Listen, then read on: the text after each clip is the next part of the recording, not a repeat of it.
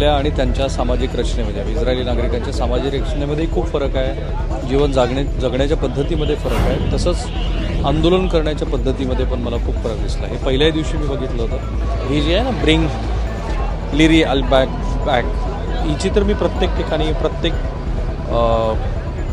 गाडीवरती अशा पद्धतीची होर्डिंग्स मी बघितली आणि सगळे लोक इथे उभा आहेत आणि ते सरकारला विनंती करतायत की तुम्ही त्यांना परत आणा. I am so sorry about this. Thank you very much. Yeah, I don't hear you very well. Yeah. I'm sorry about this. I mean, you're facing a lot of trouble. I just spoke with your My husband.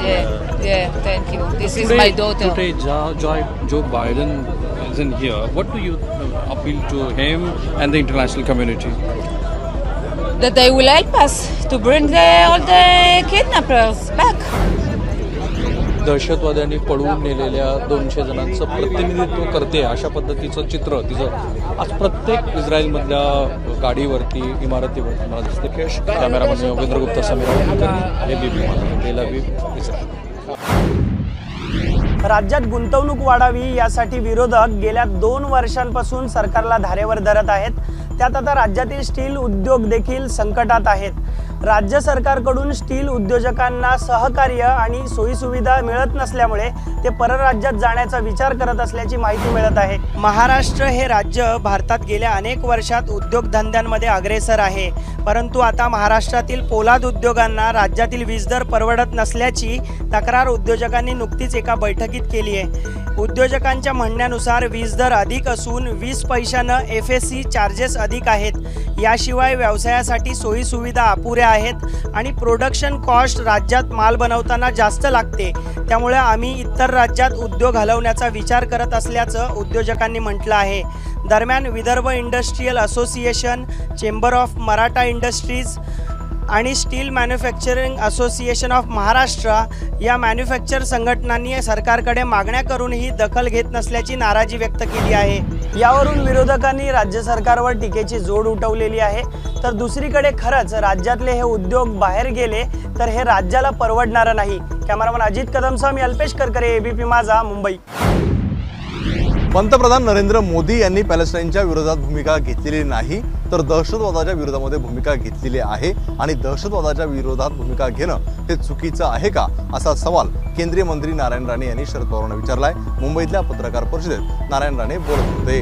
दुर्दैवानं देशाच्या पंतप्रधानांनी इस्रायलची बाजू घेताना त्या जमिनीचे मूळ मालक असलेल्या पॅलेस्टाईनकडे त्यांनी दुर्लक्ष केल्याचं पवारांनी म्हटलं होतं. तर राष्ट्रवादी काँग्रेसचे अध्यक्ष शरद पवारांनी इस्रायल हमास लढ्याबाबत केलेली टीका दुर्दैवी असल्याचं प्रत्युत्तर नारायण राणेंनी दिलंय. या देशाच्या प्रधानमंत्र्यांनी इस्रायलची भूमिका घेतली आणि मूळ मालक जे आहेत त्यांच्याकडे दुर्लक्ष केलं. तर एक गोष्ट चांगली झाली, तुम्हाला कसं आश्चर्य आहे, परराष्ट्र खात्याने जाहीर केलं की आपल्या देशाची भूमिका पॅलेस्टाईन आणि या लोकांना संरक्षण देणारी आहे. आदरणीय शरद पवार यांनी इस्रायल व हमास लढ्याबाबत केलेली टीका मी दुर्दैवी म्हणेन. मुख्यमंत्री असताना 13वा बॉम्ब ब्लास्ट हा मशिदीमध्ये झाला असं सांगून शरद पवार यांनी जनतेची दिशाभूल का केली, असाही सवाल नारायण राणेंनी विचारलेला पाहायला मिळतोय. कॅमेरामन उत्तम कुटियार, सरजुने, एबीपी माझा, मुंबई. मुंबईतील पश्चिम द्रुतगती महामार्गाच्या पुलाजवळ मराठा आरक्षणाच्या मागणीसाठी एकानं आत्महत्या केल्याची दुर्दैवी घटना घडली आहे. सुनील बाबूराव कावळे या जालना जिल्ह्यातल्या व्यक्तीनं गळफास घेत आपलं आयुष्य संपवलं. जालना जिल्ह्यातील मराठा आंदोलनात सक्रिय असलेल्या सुनील यांनी हे टोकाचं पाऊल उचललं. सुनील यांनी आत्महत्या केल्याचं समजताच त्याच्या कुटुंबियांवर दुःखाचा डोंगर कोसळला. त्यानंतर मात्र सुनील कावळेंच्या कुटुंबाला 50 लाखांची मदत आणि मुलाला नोकरी देण्याची मागणी नातेवाईकांनी केली. तर सुनील कावळे यांची ही आत्महत्या नसून त्यांची हत्या करण्यात आल्याचा आरोप जरांगे पाटलांनी करत सरकारवर टीका केली. शासनाकडून या कुटुंबियांना 10 लाख रुपयाची आर्थिक मदत ही जाहीर करण्यात आलेली आहे. त्यांच्या मुलाला त्याच्या शैक्षणिक पात्रतेनुसार नोकरी उपलब्ध करून दिली जाईल. बलिदान भावाने दिले, आत्महत्या केली, याला पूर्ण सरकारच जबाबदारी. सरकारने त्यांना 50 लाख रुपयाची मदत करायला पाहिजे. सरकारनं सुनील कावळे यांच्या कुटुंबाला 10 लाखांची मदत तर मुलाला शैक्षणिक पात्रतेनुसार नोकरीचं आश्वासन दिलेलं आहे. कॅमेरामन अजित शिवतरकरसह मनश्री पाठक, एबीपी माझा, मुंबई. ललित पाटीलला मदत करणाऱ्या त्याच्या 2 मैत्रिणींना अटक करण्यात आली आहे. पुणे पोलिसांनी नाशिकमधून या दोघींना अटक केली आहे. प्रज्ञा कांबळे आणि अर्चना निकम अशी या दोघींची नावं आहेत. ललित फरार असताना तो सातत्याने या दोघींच्या संपर्कात होता. इतकंच नाही तर पुण्यातल्या ससून रुग्णालयामधून पळून जाण्यास ललितला या दोघींनीच मदत केली असल्याचेही पोलिसांनी म्हटलं आहे. तसंच ड्रग्सच्या माध्यमातून कमवलेला काळा पैसा त्याने या दोघींकडे दिला असल्याचीही माहिती आहे. दोघींसोबतचे ललितचे काही फोटोही आता समोर आलेत. ससून रुग्णालयातला मुक्काम वाढवण्यासाठी ललितने पोलीस आणि काही डॉक्टरांनाही पैसे देत असल्याची माहिती चौकशीतून पुढे आली आहे. ललित पाटील हा ससून रुग्णालयातूनच ड्रग्ज सिंडिकेट चालवायचा. इतकंच नाही तर काही वेळा तो त्याच्या भावाला म्हणजे भूषण पाटलाला भेटण्यासाठी रुग्णालयातून बाहेरही गेला होता. कॅमेरामॅन राजेश बिडकरसह मी मिकी गई, एबीपी माझा, पुणे. मुंबई आणि पुण्यातील वायू प्रदूषणात मोठी वाढ झाल्याचं पाहायला मिळत आहे. मुंबई आणि पुण्यातील हवेची गुणवत्ता कमालीची खालवली आहे. मुंबई आणि पुण्यात देखील अतिसूक्ष्म धुलीकणांचं प्रमाण देखील वाढल्याचं पाहायला मिळत आहे. वाढलेल्या प्रदूषणामुळे श्वसनाचे आजार असलेल्या नागरिकांना आरोग्य संबंधीचा धोका वाढला आहे. मुंबईचा हवा गुणवत्ता निर्देशांक 146 वर पोहोचलाय तर पुण्यातील हवा गुणवत्ता निर्देशांक हा 178 वर गेलाय. हिवाळ्यात मागील 4 वर्षात मुंबईतील हवा गुणवत्ता दिल्लीपेक्षाही वाईट स्थितीत जात असल्याचं अनेक संस्थांचा अभ्यास आहे. मुंबई आणि पुण्यातील हवा गुणवत्ता निर्देशांक सामान्य स्थितीत असला तरीही मागील काही दिवसात हवेची गुणवत्ता प्रचंड खालवल्याचं चित्र सध्या पाहायला मिळत आहे. राज्यातून मान्सून परतला आहे. सोबतच पूर्वेकडून येणारे वारे देखील वाहत आहेत. त्यात त्यांची गती देखील कमी आहे. त्यामुळेच हवा गुणवत्ता निर्देशांकात वाढ झाल्याचं पाहायला मिळत आहे. कॅमेरामॅन गजानन बाळापूरकरसह अभिषेक फळ, एबीपी माझा, मुंबई. फॅन्स अगदी गुजरातमधून सुद्धा इथं पोहोचलेले आहेत आणि त्यांची वेशभूषा आपण बघतोय आपल्या तिरंगी रंगाची केलेली आहे आणि ते भारताला चेयर्स करणार आहेत. सब किया है, कार को भी ड्रेसअप किया है और बस अपने इंडिया के लिए ही चेस करने के लिए खास निकले हुए हैं हम लोग. पूरे मैच के टिकट भी मिल गए. टिकट का बहुत प्रॉब्लम. देखो ये टिकट 22,000 की खरीदे, 2022 में खरीदे हमने. 22,000 किसको दिए? 22 वो जो ब्लैक में बेचते हैं उसको ही देना पड़ता है. कौन देते हैं? बोल तो रहे सब लोग यहाँ के पूरे क्रिकेट एसोसिएशन बोलते हैं कि ब्लैक से नहीं होता है. सब झूठ है, सब झूठ है. ब्लैक से ही मिलती है. कहीं कोई जगह टिकट हमें मिला ही नहीं है. हम कम से कम 20 दिनों से ट्राई कर रहे थे, फिर भी कहीं की कोई भी एक भी टिकट नहीं मिली. 2,000 का टिकट 22,000 में लिया है. अब 88,000 अभी खर्चा. अभी एक प्लेयर का आना बाकी है. 5 टिकट ली है हमने. अभी एक और ऑफलाइन. बताइए अभी का ये 22,000 का टिकट है. वर्ल्ड कप के और भी 5 मैच होने बाकी है. कितना बजट रखा है आपने मैच के लिए? बजट कुछ भी नहीं. जब जितना भी मिलेगा मैच देखना है. जो भी मिलेगा मैच टिकट लेके मैच देखना है बस. वर्ल्ड कप जीत गए तो सब पैसे वसूल ही है हमारे. परंतु क्रिकेट वेडे कसे असतात हे आपल्याला या गुजरातच्या फॅन्समधून पुन्हा एकदा दिसून आलेलं आहे. कॅमेरामन विजय राऊत, नाजिम मुल्ला, एबीपी माझा, पुणे. राष्ट्रवादीचे आमदार रोहित पवार यांना मुंबई हायकोर्टानं मोठा दिलासा दिलाय. महाराष्ट्र प्रदूषण नियंत्रण मंडळानं जी बारामती अॅग्रोला नोटीस बजावली होती ती नोटीस आता हायकोर्टाच्या वतीनं रद्द करण्यात आली. महाराष्ट्र प्रदूषण नियंत्रक मंडळानं दिलेल्या नोटीशीच्या विरोधात रोहित पवारांनी मुंबई हायकोर्टात याचिका दाखल केली होती. या प्रकरणी हायकोर्टात सुनावणी पार पडली. यावेळी मुंबई हायकोर्टानं रोहित पवार यांना दिलासा दिला. एमपीसीबीची नोटीस हायकोर्टानं रद्द केली. न्यायमूर्ती नितीन जामदार आणि न्यायमूर्ती मंजुषा देशपांडे यांच्या खंडपीठापुढे या प्रकरणाची सुनावणी झाली. एमपीसीबीने पुन्हा एकदा इन्स्पेक्शन करून जे आक्षेप असतील त्यावर नवी नोटीस जारी करावी असे निर्देश हायकोर्टानं देतानाच बारामती अॅग्रोला नव्या नोटीसीवर उत्तर देण्यासाठी 15 दिवस मुदत द्या. जर खुलासा समाधानकारक नसेल तर कायद्याप्रमाणे कारवाई करण्याचा मार्ग मोकळा आहे. मात्र बाजूनं ऐकता एकतर्फी कारवाई अमान्य असा निर्णय हायकोर्टानं दिला आहे. महाराष्ट्र प्रदूषण नियंत्रण मंडळानं रोहित पवार यांना 72 तासात बारामती अॅग्रोचे 2 युनिट्स बंद करा अशा पद्धतीच्या सूचना दिल्या होत्या. या विरोधात रोहित पवार हायकोर्टात जाताना हा राजकीय डाव आहे अशा पद्धतीचा गंभीर आरोप देखील त्यांच्या वतीनं करण्यात आला होता. कॅमेरामन अरविंद वारगेसह निलेश बुधावले, एबीपी माझा, मुंबई. विदर्भातील संत्रा उत्पादकांच्या ज्या समस्या आहेत ते काही सुटायचं नाव घेत नाही. बांगलादेश सरकारने जे आयात शुल्कात जी मोठी वाढ केलेली त्यामुळे लाखो टन संत्रा जो आहे तो विदर्भात अजूनही पडून आहे।